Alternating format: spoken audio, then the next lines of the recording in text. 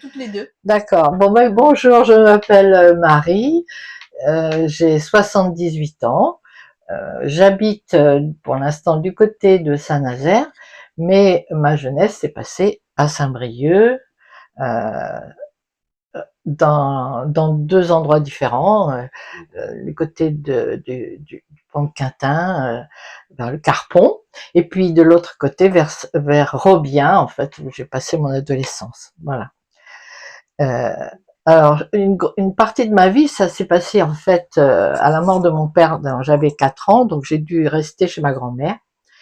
Et ma mère m'élevant, donc il fallait qu'elle aille travailler. Donc c'était des vrais Bretons. Alors ils parlaient breton très souvent. Alors moi, bon, je comprenais pas, hein, mais en même temps, bon, j'étais un petit peu la chouchoute. Hein, je faisais un peu ce que je voulais. Mais vos parents vous ont pas appris la langue bretonne?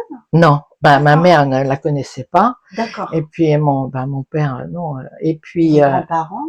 non, il m'apprenait. Je comprenais des mots en fait, parce que des fois je demandais.